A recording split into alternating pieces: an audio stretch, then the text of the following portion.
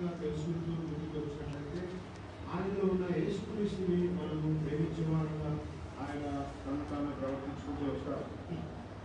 Sometimes when you meet a brother in Christ, there's an immediate connection. Sometimes when you meet a brother in Christ, there's an immediate connection. ఎప్పుడైతే క్రీస్తులో ఉన్న ఒక వ్యక్తిని మనము కలుసుకున్నప్పుడు అకస్మాత్తుగా ఒక అనుబంధం అనేది క్రీస్తులో మనకు ఏర్పడుతూ వస్తుంది.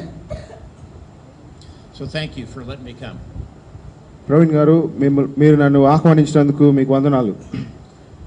I bring you greetings from my family. I've been married for 38 wonderful years.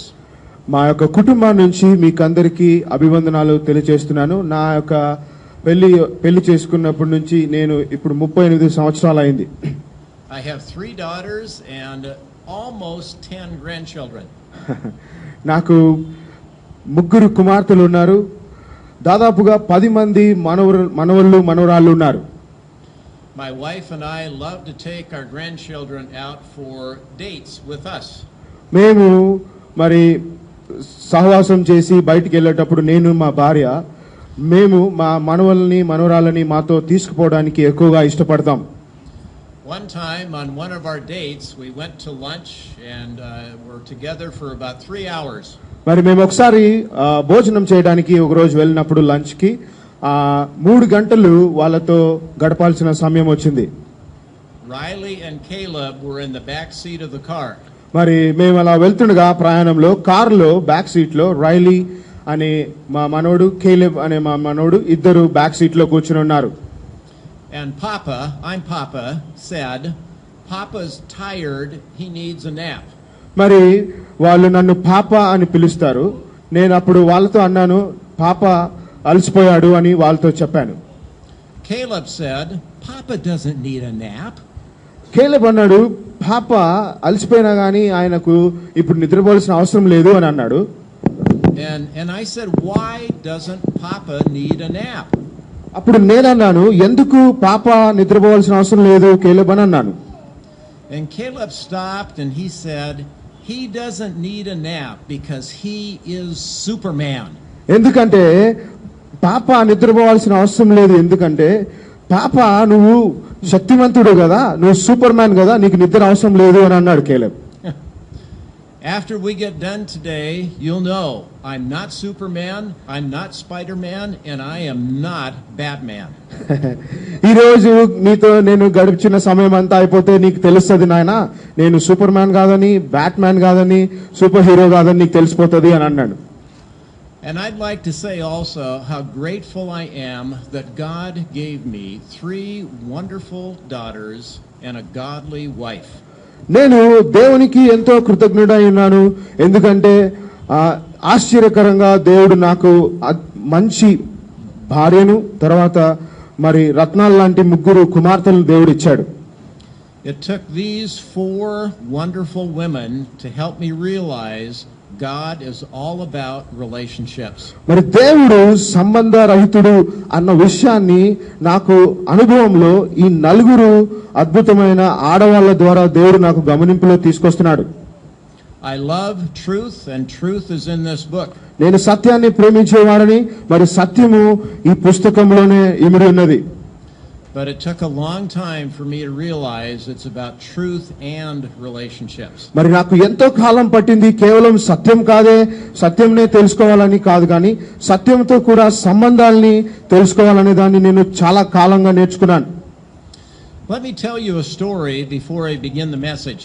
మరి నేను ఒక చిన్న కథను చెప్పి మెసేజ్ కు ముందు ఈ కథను చెప్పి ప్రారంభిస్తాను. About 10 years ago, I was on a mission trip to a country called Ukraine, close to Russia. రష్యాకు దగ్గరగా ఉన్న యుక్రెయిన్ అనే ప్రదేశానికి నేను 10 సంవత్సరాల ముందు మిషన్ ట్రిప్ లో వెళ్ళి ఉన్నాను. I was with a church planting team and this couple was going to plant a church in Ukraine. మరి యుక్రెయిన్ లో ఈ ఇద్దరు సహవాసులు ఒక చర్చిను కట్టాలి అని, లేకపోతే స్థాపించాలి అనే ఉద్దేశంతో వాళ్ళు ఉన్నప్పుడు వాళ్ళతో కూడా నేను ఉన్నాను ఆ సమయంలో. we traveled to 3 different cities, and at the end of the trip, it wasn't clear where they were supposed to plant a church. మరి వాళ్ళతో కూడా చర్చ్ స్థాపించాలని మేము 3 స్థలాలు 3 ప్రదేశాలు 3 పట్టణాలు తిరిగాము. కానీ చివరికి ఎక్కడ మేము చర్చిని స్థాపించాలా అన్న విషయం మాకు గమనింపులోకి రాలేదు. So I was getting discouraged, and that next morning I turned to Colossians chapter 3, and Colossians 3 really opened up some things. మరి నేనెంతో నిరుత్సాహపడి అటువంటి సమయాల్లో వాక్యాన్ని వెతుకుతుండగా నేను వాక్యంలో కొలస్సీలకు రాసిన పత్రిక 3వ అధ్యాయాన్ని చూడగలిగాను. So open up to Colossians 3. కొలస్సీలకు రాసిన పత్రిక 3వ అధ్యాయాన్ని దయచేసి తెరవండి. And do you want to just read it in Telugu? Yes. Okay, just read it in Telugu and we won't need the English. Is that okay? కొలస్సీలకు రాసిన పత్రిక 3వ అధ్యాయం 1 through 17. 1 through 17. Wow. 17. 1 through 17. Okay. మీరు క్రీస్తుతో కూడా లేపబడిన వారైతే పైనున్న వాటినే వెదుకుడి. అక్కడ క్రీస్తు దేవుని కుడి పార్శ్వమున కూర్చుని ఉన్నాడు. పైనున్న వాటి మీదనే గాని భూ సంబంధమైన వాటి మీద మనస్సు పెట్టుకొనకుడి. ఏలయనగా మీరు మృతి పొందితిరి, మీ జీవము క్రీస్తుతో కూడా దేవుని యందు దాచబడి ఉన్నది. మనకు జీవమై ఉన్న క్రీస్తు ప్రత్యక్షమైనప్పుడు మీరు ఆయనతో కూడా మహిమయందు ప్రత్యక్షపడుదురు. కావున భూమి మీద ఉన్న మీ అవయములను అనగా జారత్వమును, అపవిత్రతను, కామాతురతను, దురాశను, విగ్రహారాధనైనను, ధనాపేక్షను చంపివేయుడి. వాటి వలన దేవుని ఉగ్రత అవిధేయుల మీదికి వచ్చును. పూర్వము వారి మధ్య జీవమున్నప్పుడు మీరు వీటిని అనుసరించి నడుచుకొంటిరి. ఇప్పుడైతే మీరు కోపము, ఆగ్రహము, దుష్టత్వము, దూషణ, మీ నోట బూతులు అను వీటన్నిటిని విసర్జించుడి. ఒకరితో ఒకడు అబద్ధమాడకుడి. ఏలయనగా ప్రాచీన స్వభావమును దాని క్రియలతో కూడా మీరు పరిత్యజించి జ్ఞానము కలుగు నిమిత్తము దానిని సృష్టించిన వాని పోలిక చొప్పున నూతన పరచబడుచున్న నవీన స్వభావమును ధరించుకొని ఉన్నారు. ఇట్టి వారిలో గ్రీసు దేశస్థుడన్న యూదుడని భేదము లేదు, సున్నతి పొందుటయని సున్నతి పొందకపోవుటయని భేదము లేదు, పరదేశీయునని శిథిరుడని దాసుడనని స్వతంత్రుడనని లేదు గాని క్రీస్తే సర్వమును అందరిలో ఉన్నవాడై ఉన్నాడు. కాగా దేవుని చేత ఏర్పరచబడిన వారును పరిశుద్ధులను ప్రియులైన వారికి తగినట్లు మీరు జాలిగల మనస్సును, దయాళుత్వమును, వినయమును, సాత్వికమును, దీర్ఘశాంతమును ధరించుకొనుడి.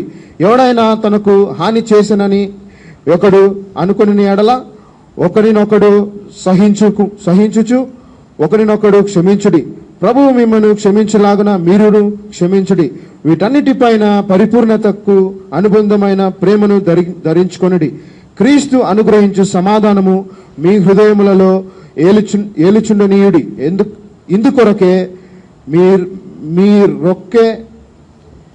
మీరొక్క శరీరముగా పిలువబడుతిరి. మరియు కృతజ్ఞులయ్యుండుడి.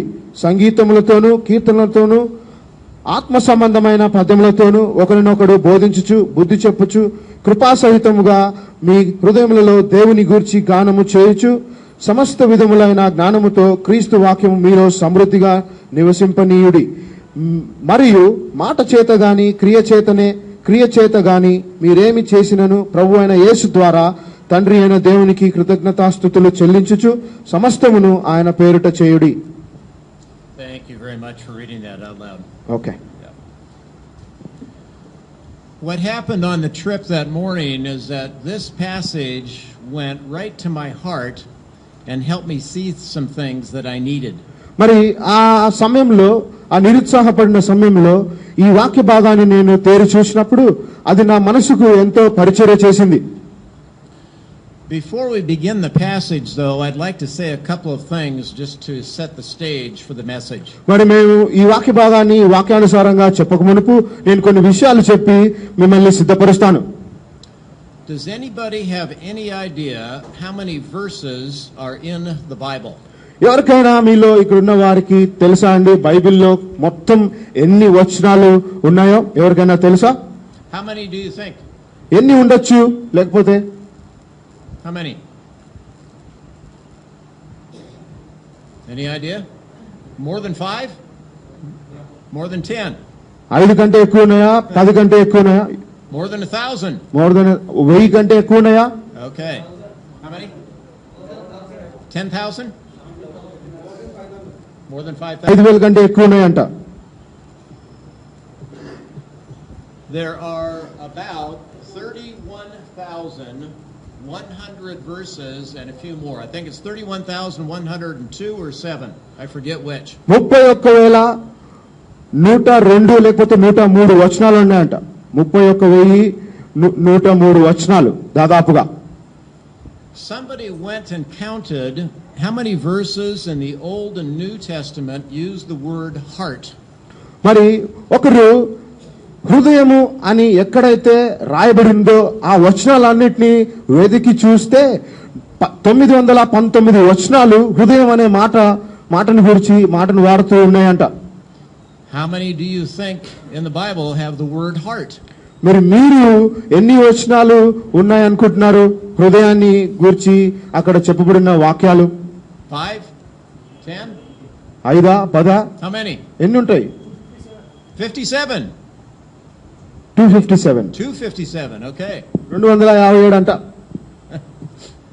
There are 919 verses. మరి ఆ హృదయం అనే మాట వాడిన వచనాలన్నీ కూడా 919 వచనాలు ఉన్నాయంట. That use the word heart. హృదయం అనే పదాన్ని అక్కడ వాడుతూ ఆ వచనాలన్నీ ఉన్నాయి.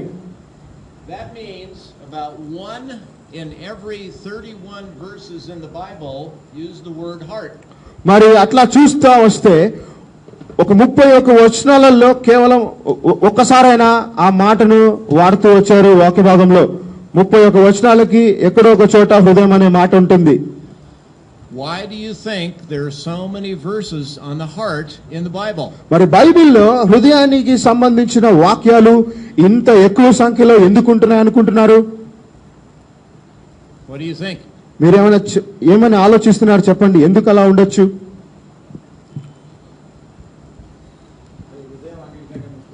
He said heart is important more than anything. The heart is important more than anything. That's a good insight. అది ఒక లోతైన మాట. మరి హృదయము అన్ని విషయాల కంటే గొప్పది అని అంటున్నారు. Anytime God repeats something 919 times, we should pay attention, right?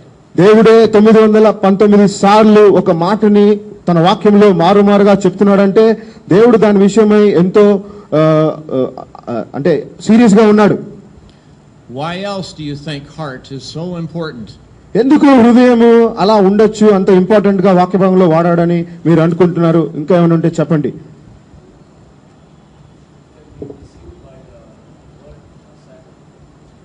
Say it. Yeah. You see, ఆ హృదయం అనేది సాతాను ద్వారా మోసగింపబడుతుందేమో అన్న విషయమై దేవుడు అట్లా ఉంచాడేమో అన్నాడు. so the heart can be deceived. Heart can be deceived. Yeah, Yeah. the heart can be deceived and led astray. Yes. Away from freedom, right? స్వతంత్రానికి మారుగా అది మోసగించబడి ఆ స్వతంత్రానికి దూరంగా తేబడుతుందేమో అన్న ఉద్దేశంలో ఉంచారు అంటున్నారు. Now with 919 verses, they all don't mean the same thing. మరి 919 వచనాలు కూడా ఒకటే అర్థవంతంగా లేకపోతే ఒకటే అర్థాన్ని తీసుకొచ్చే వచనాలుగా లేవు. ప్రతి ఒక్కటి దానికున్న అర్థం కలిగి ఉన్నది. Some of the verses have to do with personality. మరి కొన్ని వచనాలు అయితే ఆ అన్ని వాక్య భాగాల్లో వ్యక్తిత్వాన్ని గురించి మాట్లాడేవిగా ఉంటున్నాయి. So your personality, some people like to talk, some people don't like to talk. మరి వ్యక్తిత్వాన్ని మనం చర్చించుకుంటూ వస్తే చాలా మందిలో తమకున్న వ్యక్తిత్వాన్ని బట్టి కొంతమంది బాగా మాట్లాడాలనుకుంటారు, తమ వ్యక్తిత్వాన్ని బట్టి మౌనంగా ఉండాలని అనుకుంటారు. How many of you love to talk? You could talk all day long. మరి మీలో ఎంతమంది ఊరికే రోజంతా కూడా మాట్లాడగలరు? ఎంతమంది మాట్లాడగలరు అలాగా? Hands, how many like to talk? Praveen. Do you know the average woman uses 25,000 words a day? ఒక సామాన్య స్త్రీ ఒక రోజుకు 25,000 మాటలు మాట్లాడుతుందంట. The average man uses 15,000 words a day. మరి ఒక సామాన్యంగా ఒక మానవుడు లేకపోతే ఒక మగవాడు 15,000 మాటలు మాత్రం మాట్లాడగలడంట. So husbands go to work and they use up all their words and they come home and they don't want to talk. మరి భర్తలు అయితే పనికి వెళ్తారు, ఈ 15,000 పదాలు అక్కడే ముగించుకొని వస్తారు, ఇంక ఇంటికి వచ్చినాక మాట్లాడే పరిస్థితి ఉండదు. And wives get very frustrated, right? మరి ఇంటికి వచ్చిన భర్త మాట్లాడకపోతే వాళ్ళకు విసుగొస్తుంది కదా. And when my 3 daughters would arrive in our bedroom at night, I would want to go to sleep. Guess what they would want to do? ఇప్పుడు నేను నిద్రకు పోవాలని నేను బెడ్రూమ్ కి వెళ్తే మరి మా ముగ్గురు మనవరు, you mean say 3 grand daughters, 3 daughters. మరి మా ముగ్గురు పిల్లలు మరి నాతో వచ్చి మా రూమ్ లో ఆ సమయం స్పెండ్ చేయాలని చూస్తారు. So my wife would kick me under the covers and say, "Your daughters are here, they need to talk. Find some more words." మరి నా భార్య అలా నన్ను సైగ చేసి, లేయి మాట్లాడు, నీ కూతుర్లు వచ్చినారు ఇప్పుడు మాట్లాడడానికి, ఏవో కొన్ని పదాలు కలగలుపుకొని మాట్లాడు, నిద్రపోకు అని చెప్తుంది. So somehow I'd say, "Lord, give me some more words. I love my wife, I love my daughters, they need to talk. Help me, help me, help me." అటువంటి సమయాల్లో దేవుడా నాకు సహాయం చేయి, ఏదో కొన్ని పదాలు నాకు ఇవ్వు, ఇటువంటి స్థితిలో అలసిపోయినా గానీ నాకు కొన్ని పదాలు ఇవ్వు, నేను మా కూతురులతో మాట్లాడాలి అని ఎప్పుడు దేవుని దగ్గర ప్రార్థన చేస్తాను. The next one is emotions. Emotions. When you see the word heart, sometimes in the context of the passage it talks about emotions. మీరు చాలా వరకు ఒక వాక్య భాగంలో దాని గురించి ఎక్కువ మాట్లాడుతూ వస్తున్న వాక్య భాగంలో భావాల గురించి ఎక్కువగా మాట్లాడేవిగా ఉన్నాయి. Emotions and feelings are really important to God. He cares about how we feel. మరి మేము ఎలా దాన్ని చవి చూసేటివి లేకపోతే భావాలు ఇవన్నీ దేవుడు ఎక్కువగా గమనించి మరి ఉంచాడు వాక్య భాగంలో. The third one is the mind. మూడవది వచ్చేసి మనస్సు లేకపోతే mind. So in Luke 10:27 it says, "Love the Lord your God with all your heart, all your soul, and all your mind." మరి లూకా రాసిన సువార్త 10:27 వచనంలో నీ దేవుడైన యేసు ప్రభుని నీ పూర్ణ మనసుతోను నీ పూర్ణ మనస్సాక్షితోను ప్రేమించు అని ఉంది. The last one is the will. మరి చివరిగా మన చిత్తము లేకపోతే నిర్ణయించుకునే ఇది. God really cares about what we surrender our will to. మన చిత్తాన్ని ఆయనకు సమర్పించుకునే దాన్ని దేవుడు ఎక్కువగా గమనించేవాడై ఉన్నాడు. Now what I'd like to do is to take this passage and talk about 3 things that will help you experience the freedom idea that we heard in worship today. మరి ఆరాధనలో జరిగిన ఫ్రీడమ్ అంటే స్వతంత్రకు గురించిన ఒక ఆలోచనను మనము ఈ వాక్య భాగంలో చూసుకుంటూ వస్తున్నప్పుడు నేను 3 విషయాలు మీకు గమనింపులోకి తెచ్చి ఆ యొక్క ఆరాధన ఐడియాను మీకు ఇంకా ఎక్కువగా అభివర్ణిస్తాను. So let's go back to Colossians 3:1 and 2. మరి కొలస్సీయులకు రాసిన పత్రిక 3వ అధ్యాయము 1వ వచనం నుండి 2వ వచనం చూసుకుందాం. I read them in English this time, is that okay? Yeah. Since then you have been raised with Christ.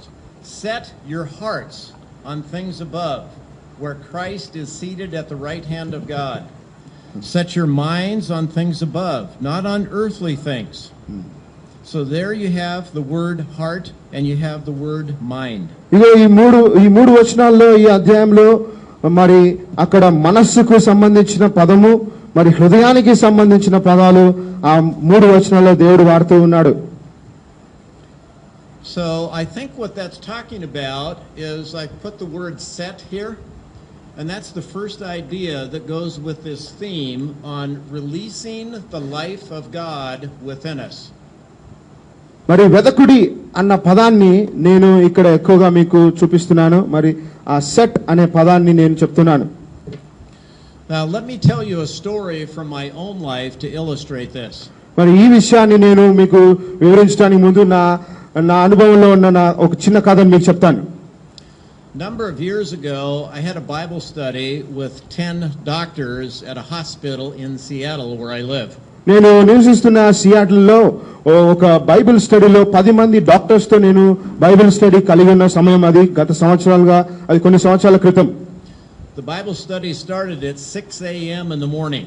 మరి ఆ బైబిల్ స్టడీ 6 గంటలకు ఉదయం కాలంలో మొదలైంది. So I got on the freeway. It was about 20 minutes to downtown Seattle. మరి Seattle ఆ Bible study place కు వెళ్ళాలంటే నేను మెయిన్ రోడ్ లోకి వచ్చేసాను. ఇంకా 20 నిమిషాల్లో అక్కడ చేరుకోవాలి. I was driving down the road and somebody cut right in front of me.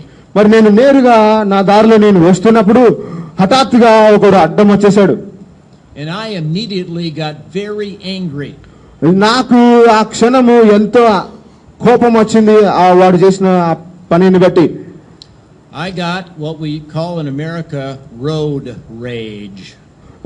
అమెరికాలో రోడ్ రేజ్ అంటే ఇక రోడ్ లో ఆ ఉగ్రత ఎట్లా అవుతుందో ఆ విధమైన కోపం నాకు వచ్చింది. Have you ever heard of road rage? మీరు ఎప్పుడైనా విన్నారా రోడ్ రేజ్ అనే పదాన్ని?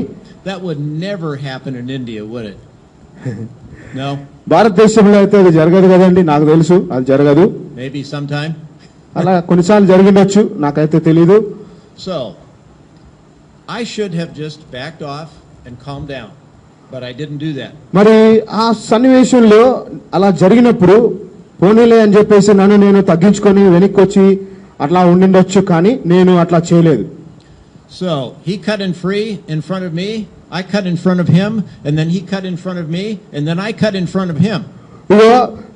నేను బాగా స్ట్రైట్ గా వస్తున్నప్పుడు అతను అడ్డం వచ్చాడు, ఈయన అడ్డం వచ్చాడు, నేను అడ్డం పోయాను, ఇంకొకరు అడ్డం వచ్చాడు, వాడు అడ్డం వచ్చాడు, అట్లా అయిపోయింది పరిస్థితి అక్కడ. And then the Holy Spirit showed up in the car. వారి పరిశుద్ధాత్మ దేవుడు మరి నాకు కారులో ప్రత్యక్షమయ్యి, Is that how Christians are supposed to drive in Seattle? సియాటిల్లో ఆ విధంగానైనా ఒక క్రైస్తవుడు నడపాలి, కారు నడపచ్చా అని పరిశుద్ధాత్మ దేవుడు ప్రత్యక్షమై చెప్పాడు. And I said, no, I don't think so. అప్పుడు నేను అన్నాను పరిశుద్ధాత్మతో అట్లా కాదు అని అన్నాను. So I backed off and I let him go, but I was still angry because he had cut me off. అప్పుడు పరిశుద్ధాత్మ దేవుడు చెప్పిన తర్వాత నేను నా కారుని వెనక్కి తీశాను, అతను వెళ్ళిపోవడానికి సమయం ఇచ్చాను, కానీ అట్లా చేస్తున్నప్పుడు కూడా నా మనసులో ఎంతో కోపం పెట్టుకున్నాను. So I got to the Bible study. 10 doctors walked into the conference room, and one of them was not a Christian. నేను ఆ సమయం అయిన తర్వాత బైబిల్ స్టడీకి వచ్చేసాను. 10 మంది డాక్టర్లు కాన్ఫరెన్స్ రూమ్ లోకి వచ్చేసారు. ఆ 10 మంది డాక్టర్లు ఒక అతను క్రైస్తవుడు కాదు. And I said, I can't start the Bible study yet. I need to pray. నేనన్నాను ఇప్పుడే మనం బైబిల్ స్టడీలోకి వెళ్ళొద్దు, మొదటగా నేను ప్రార్థన చేయాలనుకున్నానని నేను అన్నాను వాళ్ళతోని. And I said, Lord, I need to confess road rage and ask you to forgive me. నేను ఎలా ప్రార్థన చేశానంటే, దేవుడా ఈ రోడ్లో జరిగిన పరిస్థితిని బట్టి, నేను ప్రవర్తించిన ప్రవర్తనను బట్టి నన్ను క్షమించు, ఆ విధంగా నేను ప్రవర్తించకూడదు అని దేవుని క్షమాపణ అడిగాను వాళ్ళందరి ముందర. And then all these doctors started laughing while I was praying. నేను అలా ప్రార్థన చేస్తుండగా అక్కడ ఉన్న డాక్టర్లు అందరూ నవ్వుతూ ఉన్నారు, వాళ్ళు అట్లా నవ్వుతూ ఉన్నారు. And I said, what is so funny? నేను అన్నాను, ఏమి మీకు అంత హాస్యపరిచేది ఏం చెప్పాను నేను, ఎందుకు మీరు నవ్వుతున్నారు అని అడిగాను. And they said, we are guilty of the same thing. We just didn't have the courage to confess it. వాళ్ళు ఎందుకు నవ్వుతున్నారు అని నాకు ఆన్సర్ ఏమని ఇచ్చారంటే, మాకు కూడా అదే అనుభవం జరిగింది కొంచెం సమయం క్రితం, కానీ నీలాగా ధైర్యంగా దేవుని దగ్గర బాహాటంగా ప్రార్థన చేయలేకపోయాము, కానీ నువ్వు ప్రార్థన చేస్తుంటే మాకు నవ్వొచ్చింది అని అన్నారు వాళ్ళు. So I tell you the story because I had set my heart for the whole day based on anger and being mad at that driver. మరి నాకు కలిగిన ఆ అనుభవాన్ని బట్టి నేను ఆ పరిస్థితిని అధిగమించడానికి నా మనస్సును అంతటిని, లేకపోతే నా యొక్క హృదయాన్ని అంతటిని సెట్ చేసుకున్నాను. అంటే అట్లా నేను పైన ఉన్న దాని మీద అట్లా సెట్ చేసుకున్నాను. So that's why this word set is so important, is because it takes our personality, our emotions, our mind, and our will, and it pushes us in a direction. మరి అలా పైన దాటిని నేను అట్లా సెట్ చేసుకోవాలి అంటే నా హృదయాన్ని నేను మరి మీద నా మనస్సును, నా చిత్తాన్ని, మరి నా వ్యక్తిత్వాన్ని, నా భావాలన్నింటినీ నేను అలా సెట్ చేసుకోవాలని నిర్ణయించుకున్నాను. So I had my whole life for that day going in the wrong direction.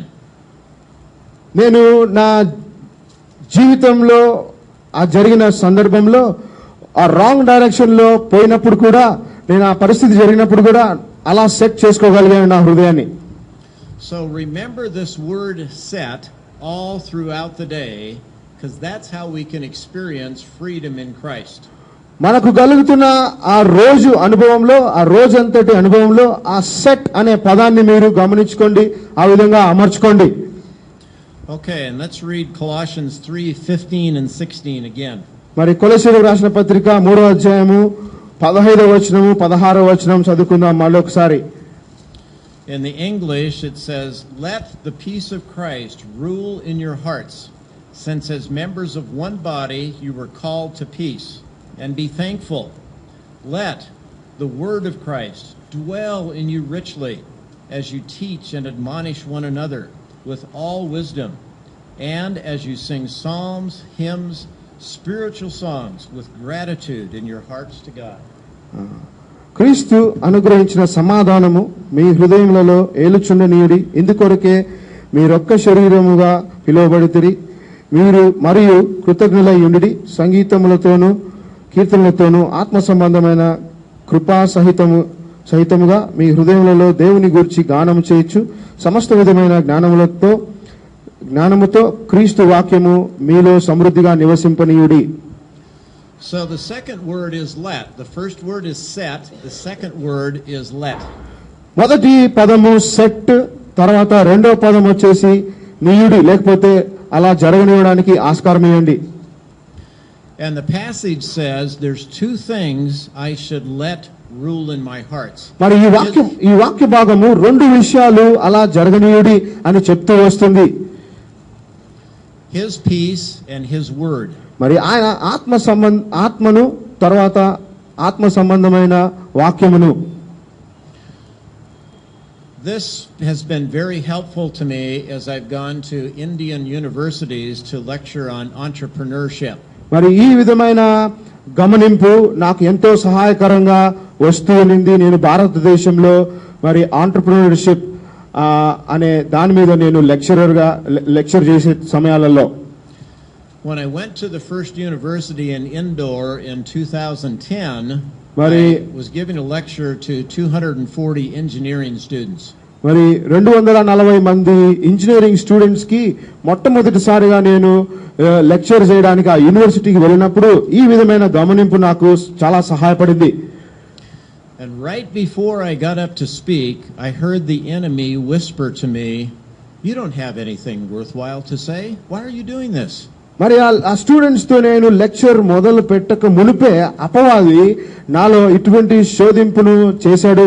నీకు వాళ్ళ కొరకు మాట్లాడడానికి నీ దగ్గర ఏముందని నువ్వు మాట్లాడబోతున్నావు అని నన్ను శోధించాడు. And then I decided to let his peace and his word take over my heart.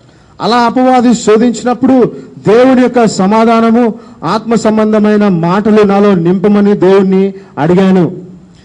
And I felt the Lord say, "Go up, smile, have fun, and just tell them what you have to share." మరి దేవుని నేను అలా ప్రార్థించిన తర్వాత దేవుడు నాతో ఏమని చెప్పాడంటే, వెళ్ళు, నిలబడు, మరి సంతోషంగా నీకున్న వాటిని వాళ్ళతో పంచుకో, మరి సంతోషపడు అని చెప్పాడు దేవుడు. So it set me free from fear inside. ఆ విధంగా నాలో ఉన్న భయాన్ని దేవుడు విడుదల చేయగలిగాడు. This can also help us to get set free from voices inside from the past. మరి గతానికి సంబంధించిన కొన్ని ఆ మాటలు మనల్ని శోధించేటివిగా ఉన్నప్పుడు ఈ యొక్క గమనింపు మనకు ఎంతో సహాయకరంగా మారుతుంది. Have you ever done anything in the past that you were ashamed of, that you asked for forgiveness and it was all over? It was done with? మరి మీరు గతంలో చేసిన దాన్ని బట్టి మీకు ఎప్పుడైనా ఆ శోధింపు అనేది వచ్చినప్పుడు మీరు అదంతా క్షమించబడింది, అదంతా గతమే అని మీరు అనుభవంలో ఉన్నారా? But the enemy comes in and he tries to steal your freedom, just like we talked about in worship today. మరి అంత స్వతంత్రతలో మనం బ్రతకాలని నిర్ణయించుకున్నప్పుడు గతాన్ని బట్టి సైతాను వచ్చి మనల్ని శోధించేదిగా, ఉన్నదాన్ని మళ్ళా వెలికి తీసి మనకు చూపించేదిగా ఉంటుంది. Because when that happens, it takes us back to bondage and the chains that were in the graphic. మరి అటువంటిది సైతాను చేసినప్పుడు మనల్ని తిరిగి ఆ బంధకాల్లోకి అది తీసుకువెళ్తూ మనకున్న ఆ చైన్స్ లోకి మనల్ని తీసుకొని వెళ్ళి graphic, how do you say? It was on the slide up front, the guy that had the chains around him, Okay. that was in bondage. అది మనల్ని ఎట్లా పరిస్థితిలోకి తీసుకొని వెళ్తుందంటే, మీరు ఆ బొమ్మలో చూసినారు కదా, ఆ వ్యక్తి చైన్స్ లో ఎలా ఉన్నాడో అటువంటి బంధకాల్లోకి తీసుకొని వెళ్తుంది. So when we practice set and let, we're really taking the idea of freedom and becoming free in Christ every single day. మరి ఆ విధంగా మొదట సెట్ లేకపోతే స్థిరపడి తర్వాత రెండో విషయంలో మనము అలా నీయడానికి మనం అనే నిర్ణయించుకుంటామో ఆ విధమైన దాంట్లో మనకు కొంచెము బలం చేకూరి ముందుకు పోవడానికి ఆస్కారం ఉంటుంది. Our last word is put, P-U-T. మరి మూడవ పదం వచ్చేసి put. And that word is used in two ways in this passage. రెండు విధాలుగా ఈ యొక్క వాక్య భాగంలో అది వాడబడింది. And we won't read all of the verses, but the first idea is to put something off. మరి ఈ వాక్య భాగం అంతా చదవము కానీ మొదటి ఆలోచన ఏంటంటే కొన్ని విషయాలను మీరు వదిలిపెట్టాలి, ఆ విధంగా పెట్టేసేయాలి అన్న విషయంలో మాట్లాడుతూ వచ్చింది వాక్య భాగంలో. And Paul lists what we put off in verses 5 through 8. ఏదైతే మనము విడిచిపెట్టాలో అటువంటి విషయాలను పౌలు గారు 5-6 వచనాల్లో మనకు మాట్లాడుతూ వచ్చారు. Actually, it's up to verse 9. మరి ఆ విధంగా చూస్తూ వస్తే 5 నుంచి 9 వచనాల వరకు పౌలు ఏవేవి విడిచిపెట్టాలో అవి చెప్తూ వచ్చారు. Part of being free in Christ is putting off things from the flesh. మరి క్రీస్తులో ఉండడము అంటే అందులో ఒక ముఖ్యమైన అంశం ఏంటంటే కొన్ని విషయాలు మనం విసర్జించాలి, లేకపోతే దాన్ని విడిచిపెట్టాలి. 2013 was a difficult year for my wife and myself. మరి నా భార్యకు 2013 అనే సంవత్సరము ఎంతో కష్టతరమైన సంవత్సరం అని మేము అనుకుంటున్నాం. We started an organization to do work at universities in India. మరి యూనివర్సిటీస్ లో పని చేయడానికి ఒక పనిని మేము చేయాలని నిర్ణయించుకున్నాం. I became the founder and the president of the organization. మరి నేను దానికి ఫౌండర్ ని మరియు ప్రెసిడెంట్ ని అయిపోయాను. నేను అలా చేయాలనుకున్న దానికి. The second year, we were having a lot of conflict with the 3 people that were leading the organization. మరి ఈ సంస్థను నడిపించే 3 ముఖ్య వ్యక్తులతో మాకు ఎన్నో కాన్ఫ్లిక్ట్స్ అంటే కష్టాలు వచ్చాయి, వాళ్ళ ద్వారా ఒడిదుడుకులు వచ్చాయి. And I had to realize part of the problem in the organization was me. మరి నాకు చివరకు ఏమర్థమైందంటే ఇట్లా జరుగుతున్న సమస్యలో ముఖ్యంగా నేనే ఒక ప్రాబ్లం, లేదా నా వల్లనే ఇది జరుగుతుందా అన్న సమస్య నేను గమనించాను. My leadership style was hurting some people and some relationships were being broken. నేనే సమస్య అని ఎందుకు అనుకుంటూ వచ్చానంటే నేను పాటిస్తున్న నాయకత్వమే, లేకపోతే నేను అవలంబిస్తున్న నాయకత్వం ద్వారానే కొంతమందిని గాయపరుస్తూ వస్తున్నాను అని నేను గమనింపులోకి వచ్చేసాను. And I had to realize that I'm good at starting things. I'm not a good CEO and president. నేను ఊరికే మొదలు పెట్టే దాంట్లోనే మంచిగా మొదలు పెట్టగల స్థితి నాది, కానీ దాన్ని పూర్ణంగా దాన్ని నెలకొల్పగలిగి దాన్ని సమర్థవంతంగా నడిపించే శక్తి నాకు లేదు. అటువంటి సీఈఓని అయితే నేను కాదు. So I had to step back and resign and go back and repair some broken relationships.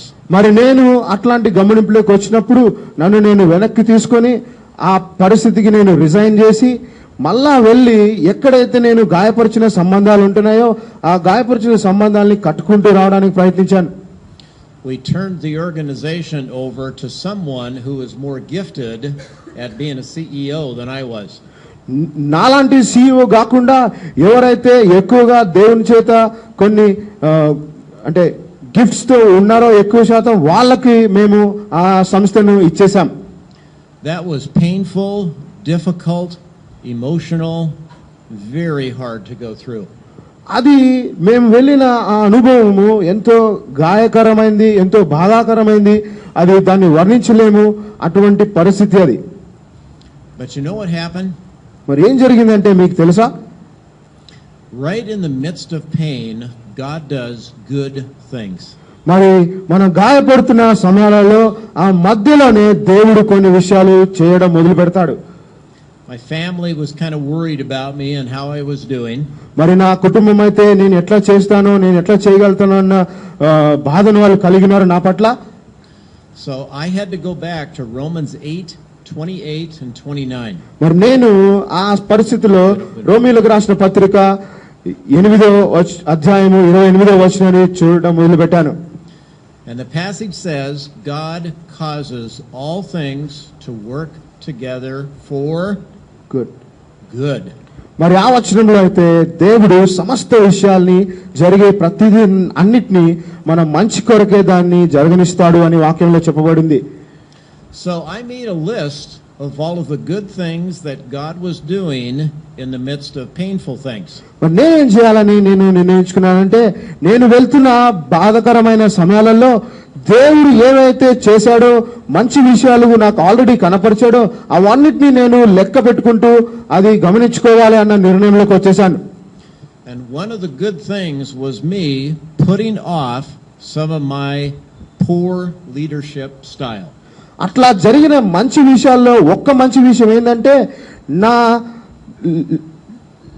అంటే బలహీనమైన నాయకత్వాన్ని నేను విడిచిపెట్టడము, ఆ బలహీనమైన నాయకత్వాన్ని విడిచిపెడుతూ శక్తివంతమైన నాయకత్వానికి నేను అప్పగించడము, అదొక మంచి కార్యము. నేను మంచి పని దేవుడు చేశాడని నమ్మాను. One of the things I'm continuing to learn to put off is my independent leadership style. ఇంకొక విషయాన్ని నేను ఇప్పుడు కూడా విడిచిపెట్టాలనే దృక్పథంలో ఉన్నాను. అదేంటిదంటే, స్వతంత్రంగా వ్యవహరించే నాయకత్వమైన శైలిని నేను విడిచిపెట్టాలని ఇప్పుడు కూడా ప్రయత్నం చేస్తూ ఉన్నాను. Because we had a board, we had a staff team, and I would get way out here and they were back here, and I tried to drag them forward. మరి మాకున్న సంస్థలో ఒక బోర్డు ఉంది, బోర్డు మెంబర్స్ ఉన్నారు, వాళ్ళ members అక్కడ ఉంటున్నారు. నేనేం చేసేవాళ్ళంటే వాళ్ళందరినీ ఈ విధంగా ఇక్కడికి లాక్కొని వచ్చి అట్లా ప్రవర్తించమని చెప్పేవాడిని. So in that passage it says there's some things we have to put off. మరి ఈ వాక్య భాగంలో కొన్ని విషయాలు మనము విడిచిపెట్టాలి, విసర్జించాలి అనే విషయాలు ఉంటున్నాయి. There's also things that we need to put on. అందులో ఇంకా కొన్ని విషయాలు ఉన్నాయి, ఏవైతే మనం ధరించుకోవాలో, మనం అవలంబించుకోవాలో అన్న విషయాలు ఉన్నాయి. There's a list in verses 10 through 14. మరి 10వ వచనం నుంచి 14వ వచనం వరకు చూస్తే అక్కడ మనకు ఒక పట్టిక ఉంది. And we won't read the whole list, but take some time to read it when you get a chance. మరి మీకు సమయం దొరికినప్పుడు మీరు ఆ వాక్య భాగం అంతటిని చదవండి. ఇప్పుడైతే మొత్తం చదవం మనం. One of the things I'm continuing to learn to put on is love. ఒకటి నేను ఎప్పుడు ఒకటి ధరించుకోవాలన్న దాంట్లో నేను ఏది ధరించుకోవాలనుకుంటున్నానంటే ప్రేమను ధరించుకోవాలని ఎప్పుడు అనుకుంటున్నాను.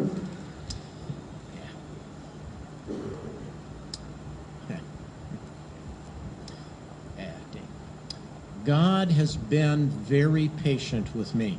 దేవుడు నా పట్ల ఎంతో పేషెంట్ గా ప్రవర్తించాడు, ఓర్పుగా ప్రవర్తించాడు.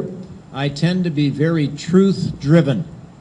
నేను సత్యం ద్వారా ఎప్పుడు అలా ప్రేరేపితమై నడిపించబడేవాడిని. In my early years I used to teach elementary school students that were 8 years old. నా మొదటి సంవత్సరాలలో 8 సంవత్సరాల పిల్లలకి నేను ఎప్పుడు బోధిస్తూ వచ్చేవాడిని. When I'd see teachers, I tried to intellectually kind of beat up on them. with truth. మరి Feed on it. సత్యాన్ని గురించిన కొన్ని విషయాల్ని వాళ్లకు ఎప్పుడు రుద్దుతూ వచ్చేవని కొంతమంది బోధకులు నేను చూస్తూ వచ్చినప్పుడు ఆ సమయాల్లో And the Lord said, you know, truth is important. You need to love these teachers. మరి దేవుడు ఏం చెప్పడం మొదలు పెట్టాడంటే ఇదిగో సత్యము ముఖ్యమే కానీ మరి ప్రేమతో కూడా ఆ సత్యాన్ని మనం ప్రకటించవచ్చు అలా చేసుకోవచ్చు అని చెప్పాడు. So the Lord used my 3 daughters, my very loving wife, to begin to work away on me and to put on love. మరి ఈ విధంగా దేవుడు మరి నా 3 బిడ్డల ద్వారా మరి నా భార్య ద్వారా వీళ్ళందరి ద్వారా ప్రేమను ఎలా ధరించుకోవాలో ఎలా ధరించుకొని ముందుకు వెళ్ళాలో అన్న విషయాన్ని అనుభవంలో నాకు నేర్పిస్తూ వచ్చాడు. So truth and love need to be mixed together. మరి ప్రేమ సత్యము 2 అలా ఇమిడి ఉంటేనే మంచిది. So to summarize, this passage has 3 big ideas: set, let, and put. మరి ముగించుకోవాలన్న ఆలోచనలో ఈ వాక్య భాగము 3 విషయాల్ని మనకు ఎక్కువగా గమనింపులోకి తెస్తుంది. మొదటిది అలా ఉంచండి, రెండవది సెట్, Let and put. అలా నీయుడి, ఉంచండి, విసర్జించుడి అన్న 3 పదాలు మనకు ఎక్కువగా చూపిస్తుంది వాక్య భాగం. And last night I was thinking about this message, and I hadn't planned on saying this, but I asked myself a question. ఈ వాక్య భాగం గురించి లేకపోతే ఈ వాక్యంని మీకు పంచడం విషయమై నేను గత రాత్రి ఆలోచిస్తూ వస్తున్నప్పుడు దేవుడు ఈ వాక్యాన్ని చూపించాడు. And the question I asked myself was, if I practice set, let, and put, what will the result be? What will happen? మరి గత రాత్రి నేను ఈ వాక్యాన్ని గురించి ఆలోచిస్తున్నప్పుడు ఈ ప్రశ్న నేను వేసుకున్నాను. ఆ ప్రశ్న ఏంటంటే ఎటువంటి విషయాలు నేను సెట్ చేసుకోవాలి, ఎటువంటి విషయాలు నేను పుట్ చేసుకోవాలి, ఎటువంటి విషయాలు నేను విసర్జించాలి, పుట్ ఆఫ్ చేసుకోవాలన్న విషయాన్ని నాకు నేను ప్రశ్న వేసుకున్నాను గత రాత్రి. For me, the answer was Luke 10:27. మరి నాకైతే దేవుడు జవాబుగా లూకా రాసిన సువార్త 10వ అధ్యాయము 27వ వచనంలో మరి దేవుడు మాట్లాడాడు. It is such a wonderful passage. మరి ఆ వాక్య భాగం ఎంతో అద్భుతమైన వాక్య భాగము. And Jesus answered, love the Lord your God with all your heart, with all your soul, with all your strength, and with all your mind, and love your neighbor as yourself. మరి దేవుడు ఈ విధమైన ప్రశ్నకు నాకు జవాబుగా అద్భుతంగా 27వ వచనం ద్వారా మాట్లాడాడు. నీ దేవుడైన ప్రభువును నీ పూర్ణ హృదయముతోను, నీ పూర్ణ మనస్సుతోను, నీ పూర్ణ శక్తితోను, నీ పూర్ణ వివేకముతోను ప్రేమింపవలనని, నిన్ను వలె నీ పొరుగువారిని ప్రేమింపవలనని వ్రాయబడి ఉన్నదని చెప్పెను. People in our world today desperately need the truth. మరి ఇక్కడున్న ఈ లోకంలో ప్రజలకు మరి సత్యము ఎంతో అవసరమై ఉన్నది. వారికి సత్యం దొరకాలి. People in our world today desperately need to be loved. మరి లోకంలో ఉన్న సమస్త ప్రజలు ప్రేమింపబడాలి, వాళ్లకు ప్రేమ దొరకాలి. We have a gentleman that comes to our monthly meeting. మా మంత్లీ ప్రతి నెల జరిగే మీటింగ్ కి ఒక జెంటిల్మెన్ వస్తాడు, ఒక మంచి వ్యక్తి వస్తాడు. This is an outreach ministry to the business community in Seattle.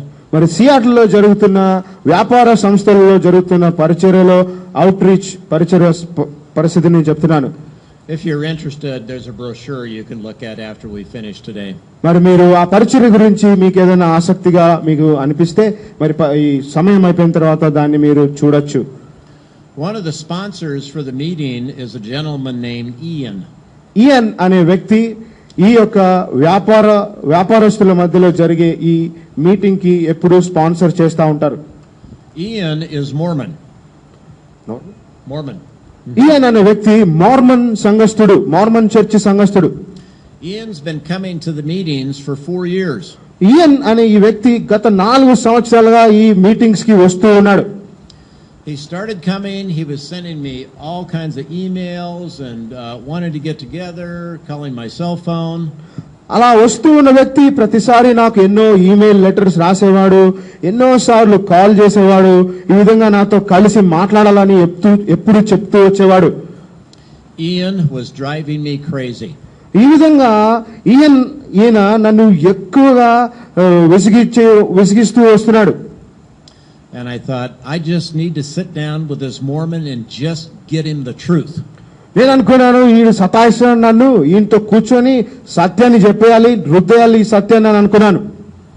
So I met with him a couple of times and I explained to him that I did not believe that Mormons were really Christians. నేను అతనితో కూర్చొని ఎంతో బలంగా చెప్తూ వచ్చాను, Mormons అనే వాళ్ళు Christians కాదు అని. చాలా సార్లు అతనితో కూర్చొని సత్యాన్ని ఎలా రుద్దాను ఆయన మీద. I showed him the difference between Mormonism and real Christianity. మరి ఎటువంటి వ్యత్యాసానికి చెప్తూ వస్తానంటే, మార్మనిజం కి మరి ఒక నిజమైన క్రైస్తవునికి ఉన్న వ్యత్యాసాన్ని అలా దూరంగా అతని మీద చెప్తూ రుద్దుతూ వచ్చాను. Ian kept hanging around. అయినప్పటికీ ఈయన్ నన్ను వదిలిపెట్టకుండా అలా ఉన్నాడు. And finally, we had a meeting and Ian said, John, could we make our discussions not just about Mormonism versus Christianity? Could we just talk about Jesus? మరి అలా నన్ను వదిలిపెట్టకుండా ఒకసారి ఈయన ఏమన్నాడంటే, జాన్, నువ్వు మార్మనిజంకి మళ్ళా క్రైస్తవునికి ఉన్న వ్యత్యాసాన్ని గురించి మాట్లాడకుండా, can we just talk about what? Jesus. కేవలం యేసు ప్రభువుని గురించి మాట్లాడుకుందామా? మార్మనిజానికి క్రైస్తవునికి ఉన్న వ్యత్యాసం కాకుండా కేవలం యేసు ప్రభు గురించి మాట్లాడుకుందామా అని చెప్పాడు. So I thought, yes, I think that'd be a great idea. Let's just talk about Jesus. అప్పుడు నేను అన్నాను ఆయనతో, అవును ఇది మంచి ఆలోచనే, పద మనం యేసు ప్రభుని గురించే మాట్లాడుకుందామని అన్నాను. Ian is taking baby steps toward becoming a follower of Jesus. మరి ఈయన్ పరిస్థితిని గమనిస్తే తన పిన్న వయసులో అంటే చిన్న విశ్వాసిగా అతను ఎదుగుతూ మొట్టమొదటి అడుగులు వేసుకుంటూ పైకి వస్తున్న పరిస్థితిలో ఉన్నాడు. Ian's wife is even more Mormon than Ian. మరి ఈయన్ కంటే ఎక్కువగా మార్మనిజాన్ని నమ్మే వ్యక్తి ఆయన భార్య ఇంకా ఎక్కువగా మార్మనిజాన్ని నమ్మే వ్యక్తి. We just met the first time with my wife, Ian and his wife to do Bible study together. మొట్టమొదటిసారిగా ఒకసారి మేము నా భార్యతోని ఆ ఇద్దరు దంపతులను కలవడం జరిగింది, Ian దంపతుల్ని. Would you put Ian and Sherry on your prayer list? మరి మీరు కూడా మీ యొక్క ప్రార్థన విషయాలలో ఇయన్ని తర్వాత ఆయన భార్య అయిన షెరీని జ్ఞాపకం చేసుకోండి దయచేసి మీ ప్రార్థనల్లో, Ian and Sherry. We really want them to become followers of Jesus. మేమైతే వాళ్ళు నిజమైన క్రీస్తుని వెంబడించేవారుగా ఉండాలని ఆశిస్తున్నాం. They need truth and they need love. మరి వాళ్ళకు సత్యము అవసరమైనది, మరి అదే విధంగా ప్రేమ కూడా అవసరమైనది. So, to practice Colossians 3, do the following 3 things. మరి కొలస్సీయులకు రాసిన పత్రిక 3వ అధ్యాయాన్ని మనము అనుసరించాలంటే 3 విషయాలు మనము పాటిస్తూ రావాలి. Set. అలా సెట్ చేసుకోవాలి. Let. అలా లెట్ అంటే నీయుడి అన్నదాన్ని Put off and put on. మరి విసర్జించుడి మరి ధరించుకునుడి అనే ఈ విషయాల్ని మనం గమనించుకోవాలి. And I can guarantee you, if you do those 3 things, you'll experience freedom in Christ like the worship team talked about. మరి ఆరాధనలో వర్షిప్ టీం మాట్లాడిన దాని విధంగా నేను మీకు భరోసా ఏమిస్తానంటే అటువంటి స్వతంత్రంలో మనం నిజంగా బ్రతకచ్చు అన్న విషయాన్ని నేను భరోసాగా చెప్తాను. And would you pray also for the DTS this week? మరి ఈ వారంలో మీరు డిటిఎస్ గురించి కూడా ప్రార్థన చేయండి దయచేసి. I really feel this is a strategic DTS because it's the first ever business as mission DTS, right, Praveen? ఇది ఎంతో కీలకమైన డిటిఎస్ గా నేను అనుకుంటున్నాను, ఎందుకంటే ఇటువంటి అంశాలతో మరి డిటిఎస్ లో చేయడం అనేది మొట్టమొదటిసారి అని నేను అనుకుంటున్నాను. Pray that students get ideas for new products or new NGOs. మరి ఒక స్వతంత్ర సంస్థగా ఉండడానికి గొప్ప ఐడియాస్ వాళ్ళకు రావడానికి ఆ విధమైన ఆలోచనలు వారికి పుట్టాలి అని చెప్పి మీరు దయచేసి ప్రార్థన చేయండి ఈ డిటిఎస్ స్టూడెంట్స్ గురించి. And that they start kingdom businesses and NGOs that benefit the people of India. మరి భారత ప్రజలకు మరి సహాయకరంగా వాళ్ళు దైవికమైన ఎన్జిఓస్ అయితేనేమి దేవుని రాజ్యానికి సంబంధించిన ఆలోచనలతో మరి ప్రొడక్ట్స్ ని వాళ్ళు తీసుకొచ్చేలాగా మీరు ప్రార్థన చేయండి. Thank you so much for letting me come and share with you today. నన్ను ఇక్కడికి వచ్చి మీరు నన్ను కలిగి ఉండడాన్ని బట్టి నేను మీకు కృతజ్ఞతుడై ఉన్నాను. And thank you worship team. That was really great worship. Thank you worship team అని అంటున్నారు. Take care.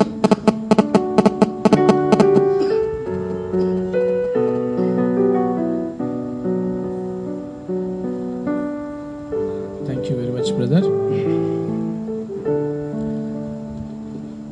We participate in the Lord's table.